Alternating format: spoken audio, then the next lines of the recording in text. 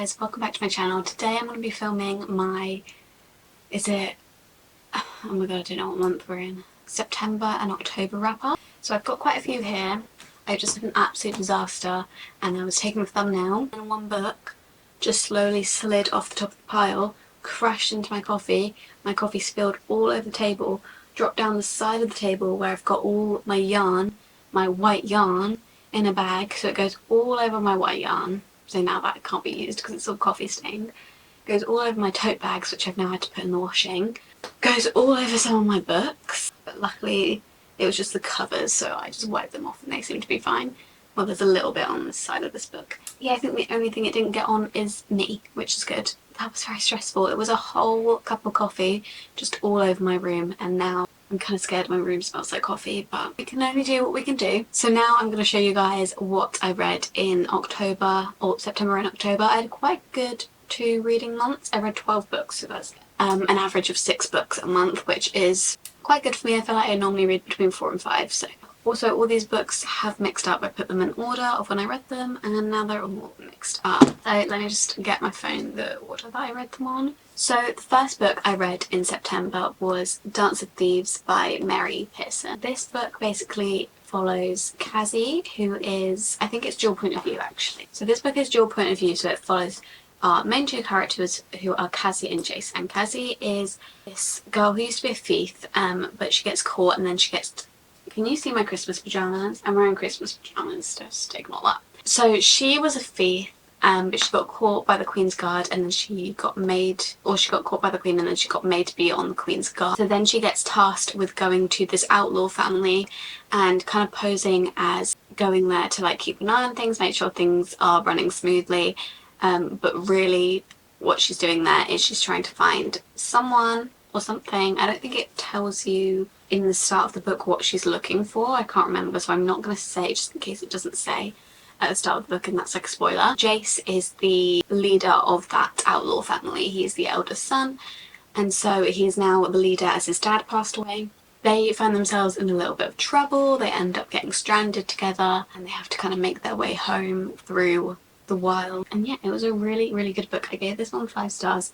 I really enjoyed it. It's a duology, so there's also Vow of Thieves, which I read later on this month, so I'll talk about that a little bit later on in this video. It's quite like a lyrical fantasy. I think her writing is very beautiful. It was kind of hard to understand at first. I think in the first 50 pages you might be like, I don't understand what's going on, because I was like that too, but I think if you just persevere, like with most fantasies, if you just persevere and you keep reading it, then eventually you will understand what's going on. There's just quite a lot of like place names and stuff. But yeah, this is one of my favourite fantasies that I've read in a long time, and I really enjoyed the romance of it. I really enjoyed the writing. Just one of those plots that you could tell was very well thought through. I feel like when you get a little bit confused in the first 50 pages, but then by the end it made sense, the author has thought that plot through very well. Then I read Stoner by John Williams.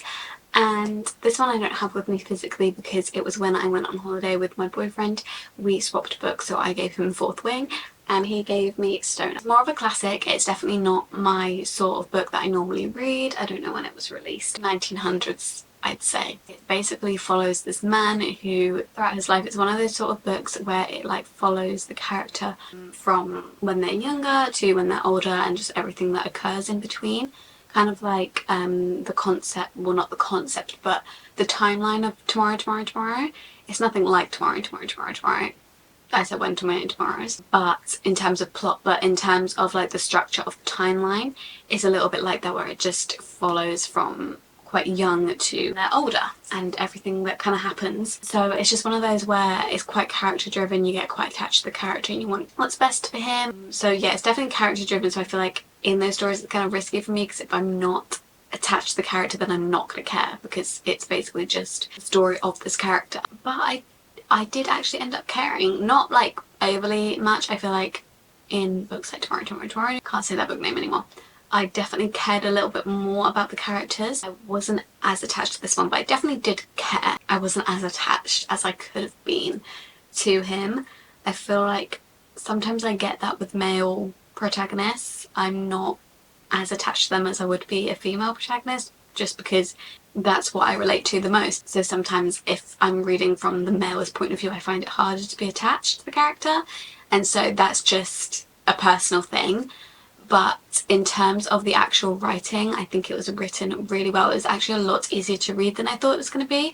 It's not like easy to read as in it's badly written and like simple, but it's just not overly complicated like a lot of older books can be to read. Like sometimes when you're reading an older classic book, this one's not that old, but sometimes when you're reading even quite a recent classic, like your reading keeps stuttering because the writing's not flowing, because you're not used to how they're writing. But I think in this one the writing was really flowing. I really did enjoy that. If a book that is character driven can keep your attention and make you care, then that is really good writing, and that is what that book did. But again, as I said, I wasn't as attached to it as I could have been. After that, I read Anatomy, which is by Dana Schwartz. This one is another duology, which I also finished this month. It's kind of a fantasy. I feel like when it is in the fantasy section. When it first starts out, when you first start reading the story, it's not really a fantasy.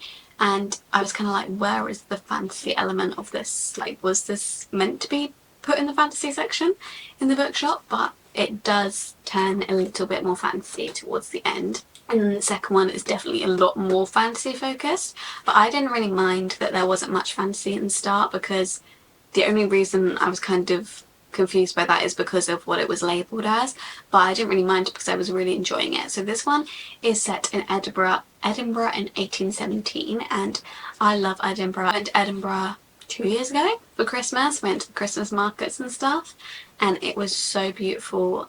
I loved it there. I really want to go back. If there was somewhere that I could live that was a capital city, it would be Edinburgh, because I'm not the type of... Why am I going on around about Edinburgh? I'm not the type of person who could live in a capital city, but I was going to live in one. It would be Edinburgh. When I saw this one was set in Edinburgh, I was like, oh, I'm going to read that for sure. So this one is a gothic romance fantasy. We basically are in the point of view of Hazel, and Hazel is a young woman, and she's always dreamed of becoming, I think it's either a surgeon or a physician. She wants to be a surgeon. At this time, obviously, it's just expected women to marry a man and have kids and get married and all that. But she wants to be a surgeon. She kind of needs to end up teaching herself, because it's frowned upon for a woman to be in any profession, let alone to be a surgeon in this time. And so Jack Cura, his name is a resurrection guy, and basically what that means is he will take bodies from their graves after they're dead, and he will sell them on to people who want to use them for practicing surgery. Hazel wants to use them to practice her surgery so she can teach herself to become a surgeon and take the surgeon exams. So she ends up buying bodies from Jack Cura, and that's kind of where their romance starts.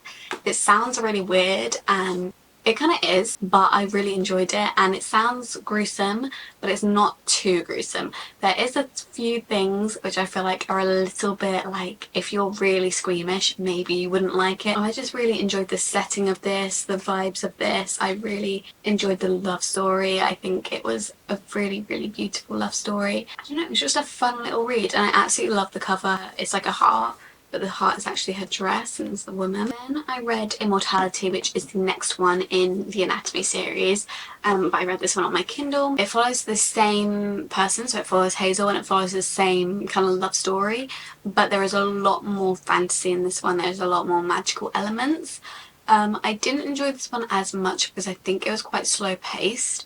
It was one of those ones where in the duology the couple spend a lot of time apart. It takes a while to get to the romance, and the fantasy was more of the main element, kind of with Divine Rivals and Ruthless Vows, where I feel like the fantasy takes on a lot more of the plot than the romance. And I feel like sometimes it's a book where the fantasy was a big part in the first book, then that's fine, but when the fantasy is kind of like a background thing in the first book and then the second book really focuses on the fantasy, I find that a bit too much of a switch. You're going to focus a lot on the romance in the first one and not too much on the fantasy, then I'd prefer it to be the same in the second one. That's just kind of what I was expecting. I was expecting a bit of fantasy and a lot of romance in the second one, and that's just not really what it gave. It was a lot more of the fantasy, and the romance took a bit of a back seat. I did still really enjoy it though, and I would really recommend the duology. I really had a fun time reading them, and they're just really quick, easy reads. Immortality, a 3-star, I think, or maybe a 3.5. I've cropped it so I can't see. Next, I read The Love Hypothesis, which was also on my Kindle. I did a lot of Kindle reading this month. I'm really getting back into reading on my Kindle. One of her science-based rom-coms, and this was the first Ali Hazelwood book I've ever read. I've gotten a lot of suggestions to read her books, and so I finally picked one up, and I really, really enjoyed this one. I gave it a 4-star because I think during the middle the plot kind of dipped a little bit, but I just really enjoyed how the romance came about. I thought it was funny. I thought it was actually like a funny rom-com. Like, it wasn't like, and it's just a bit like cringe. Well, it is, obviously it's always going to be cheesy, it's a rom-com, but it's not like try hard funny like some rom-coms. I actually found it funny, and I just really enjoyed how the romance came about. I thought that their chemistry was really good. I actually believed in them as a couple. Maybe the book was a little bit too long. And there is a certain phrase in this book where if you've read it, you probably know what I mean. I'm not going to say it. I saw it on TikTok ages ago, this phrase, and I didn't know it was from that book. Like, I just don't think that that is physically possible. It took me out of it a little bit, and I do think that that contributed to it going down from a 4.5 to a 4, because I was like, I can't seriously rate a book above a 4 that contains that line. I think it went viral on TikTok, that line, so I think just a quick Google search will probably show you what it says. But yeah, it was just a quick fun romance, and for a rom-com I really enjoyed it because I'm not too obsessed with rom-coms anymore. Now and then I do find a good one that I really enjoy. Oh, it's kind of cold. Then I read The Ministry of Time. Now this one is a time travel romance, and it's, when I say romance, I put romance quite in quotation marks because it is very much a subplot in this book. Oh, it still has a sticker on it. Now, I don't even know how to explain this book, because I think when I went into it, I had no clue what this book was about, and it's actually based on an historical figure, or figures, I don't know if all of them are real, but the main guy in this is actually a historical figure who is real in real life. And I didn't know that, and I kind of wish I knew that when I went into it, and I wish I knew a little bit more about the event that they talk about taking place. I think that would have confused me less when I was reading the book, and I would have understood the plot a little bit more. I think when I read there's like an afterword at the back by the author, and when I read that, it made a lot more sense. And when I got to the end of the book, it just all made a lot more sense. I feel like for a lot of this book I was confused. I really enjoyed the writing, and I think that the concept, especially once you got to the end and you understood it all, was amazing. I think to include an actual historical figure and an actual historical event is really clever, and I just think it was a very cleverly done book and a really good book. I'm pretty sure it's a debut, so really good for a debut.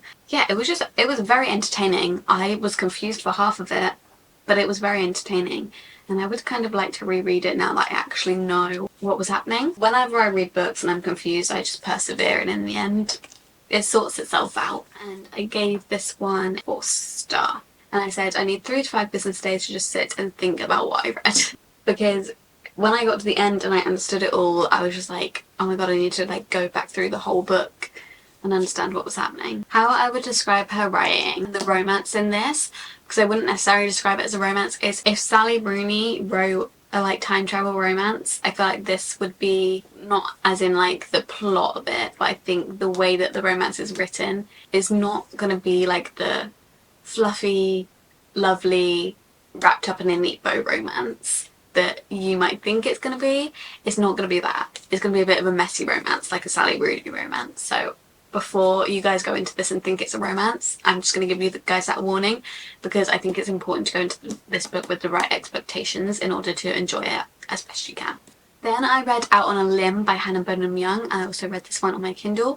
This one is a pregnancy trope romance, but it's one where the whole point of the book is pregnancy, and it's not just a surprise pregnancy in the last third of the book. Don't be put off by the fact that it's a pregnancy trope. So it follows Win and Bo, and they meet at a Halloween party where I think they're both dressed as a pirate, and so they kind of make fun of the fact that they're both wearing the same costume, and they also both have a disability. So Beau basically lost his leg and he's got a fake leg. Win something where her hand didn't grow properly. It doesn't say in the description if it has any name, but she just has a smaller, underdeveloped hand. So they both have a disability. They were both dressed as a pirate and they both have a one night stand.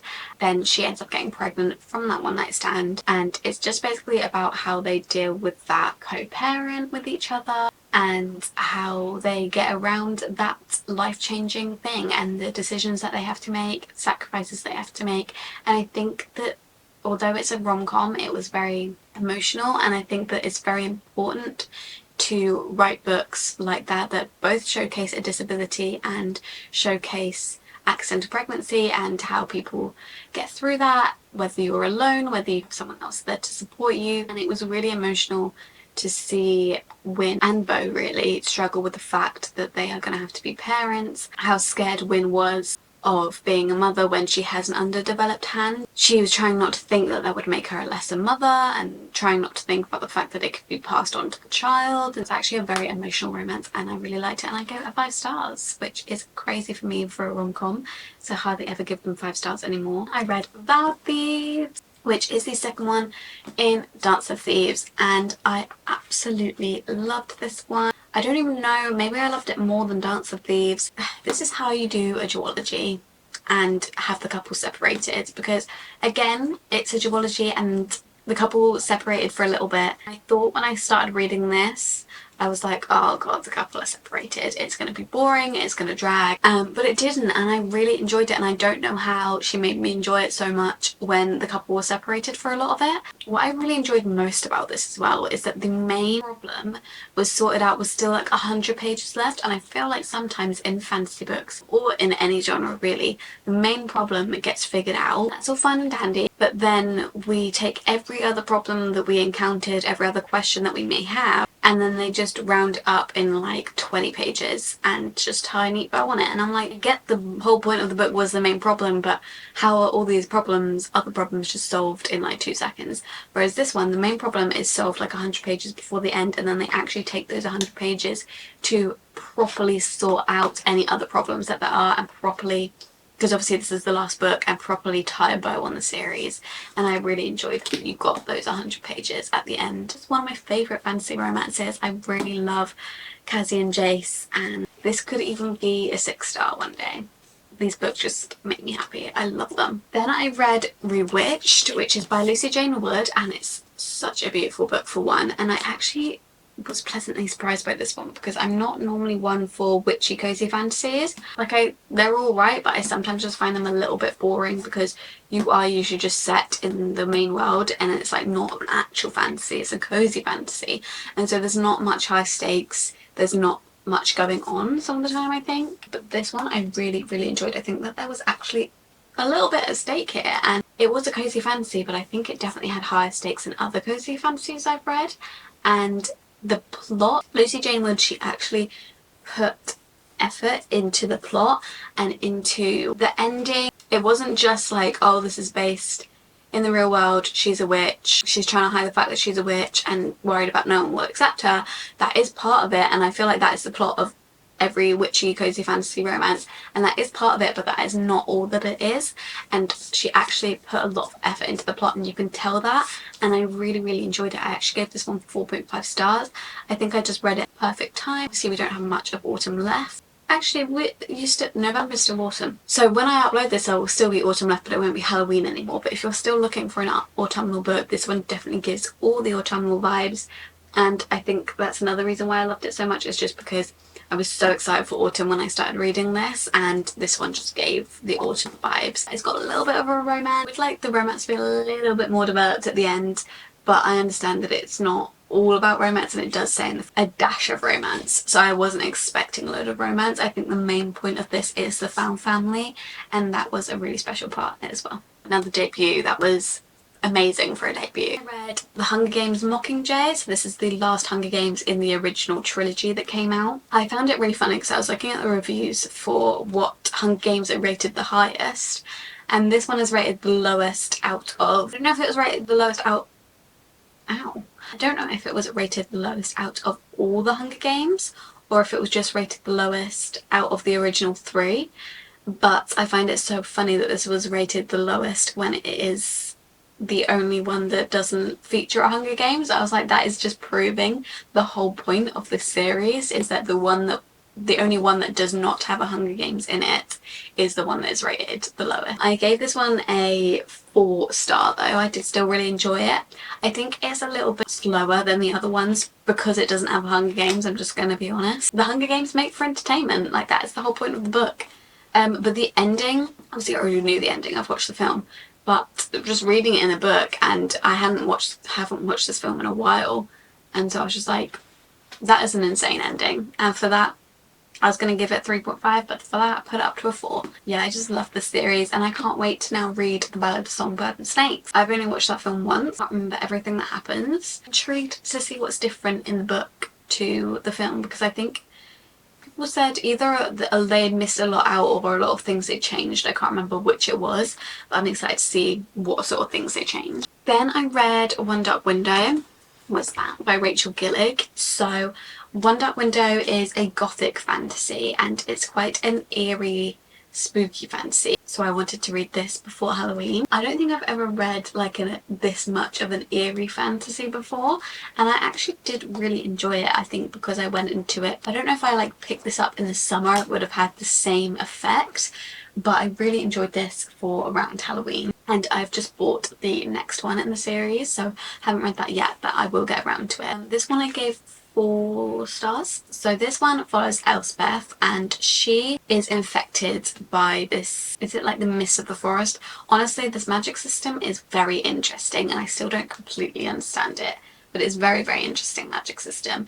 And they basically have this mist where they live. If you go into the forest and you get infected by this mist, then you are then infected, and I think you get killed by the king, and people just like hate you and want to stay away from you. But I think you only get killed if you then develop magic from the infection, because not everyone develops magic. But even if you're infected and you don't develop magic, then everyone still hates you. So basically Elspeth gets infected and she goes to stay with her aunt, but she didn't develop magic for a while, but then she did develop magic, and that magic is that she can see the cards. Even just explaining it is really complicated, but the cards in this are the magic system, and so there's different cards that can do different spells on people. I think there's one that can make people tell the truth, there's one that can give you extra strength, and she ends up inheriting a magic from the infection that basically means that she can see what card people have, even if it's like in their pocket or whatever. She can see what card people have on them, and she can like tell where the cards are. And so she does develop magic, but she has to keep that to herself because it's obviously illegal. And then she also has kind of like a monster in her head who is kind of her inner voice, who is just telling her things, speaking to her, and he's called the Nightmare, which she also got when she was infected. And so in order to free the town of mist and infection and stop the nightmare in her head, she basically goes on a mission with this guy who I think he's in like the royal family, and she goes on a mission with this guy to find all 12 cards which you need. Is it 12 cards? To get a cure for the mist. It's quite complicated, but I really enjoyed the fact that it was quite complicated and it was an actual interesting magic system and it wasn't just a very basic magic system. Romance is really sweet as well. It's not my absolute favourite romance. I think I've rooted for other couples more, but I did really enjoy it and I'm excited to read the second one. Then lastly, read this month, I need to be quite quick because my camera's flashing, but that was Phantasma. And Phantasma is actually, I think it's only out on Kindle at the moment. I think it's being released next year, but I wanted to read it before Halloween. And it basically follows Ophelia, and she is a necromancer, which means that she can see dead people, and that profession has run in her family for a long time, and her mother dies and she then inherits the magic from her mother because she is then the oldest in the household, and so she has to inherit that magic. And then her sister goes missing, and so she has to enter this competition to try and find her sister, which is called Phantasma.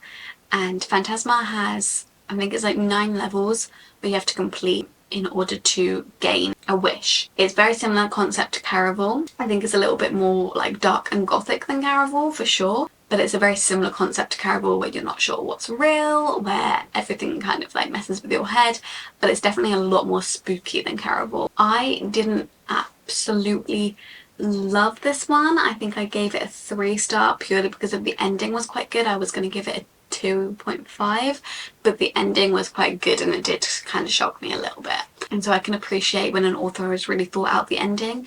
But I don't know, I wasn't that attached to the characters, I wasn't that attached to the romance. I thought that the romance was very lust-based before it was emotional, and I don't really enjoy that. Yeah, I just wasn't as attached as I could have been, and I think it got very repetitive with the levels. I didn't always understand what was happening in the levels, and I think it also got very repetitive. The levels keep happening, the same thing every time they go to the dining room, then the level starts, and then she has to call for Blackwell, who's the romance interest, to help her, and I also didn't really like that. I think a theme in the book is that Ophelia needs to start to learn to ask for help because she's like the older sibling. But every time she went into a level, Blackwell would just come to her and he'd literally just explain what she needed to do and then she'd do it, whereas all the other contestants just figured it out themselves. And I'm like, how are all these contestants figuring it out herself and she can never do it without Blackwell's help, literally explaining it step by step to her? I was like, well, did you really deserve to win then? And I didn't really like that. I get that she needed to learn to ask for help, but it was like, could she do one thing herself? I did kind of enjoy the romance at the start, but then it got a bit too lust-based. But I did enjoy the fact that it represented OCD. She has kind of like this voice in her head. She will be like, you need to get home in this amount of time, otherwise your whole family's gonna die, or you need to knock on the wall 3 times, otherwise this is gonna turn out horribly. And so it represents OCD really well, which I think is something that is great in books. Again, representing a mental illness or a disability or anything like that can be really good in educating people, and I think that that is really important. So I did really enjoy that, and it wasn't the worst book in the world. Like 3-star is not a bad rating by any means. I enjoyed my time. I thought the ending was really good. I did enjoy the romance, but there were just things missing for me. But if you're looking for a spooky book, then it's definitely spooky. There is a spider on my lens. I'm gonna get rid of that and charge my battery. But thank you so much for watching this video. I hope you really enjoyed it, and if you did, please give it a thumbs up because that helps me out so much, and please subscribe down below as well. Turn on the bell and then you'll be notified every time that I upload. Follow my social medias at _libraryofeden on both Instagram and TikTok, and I will see you in my next video very, very soon. Bye! Try not to touch the spider.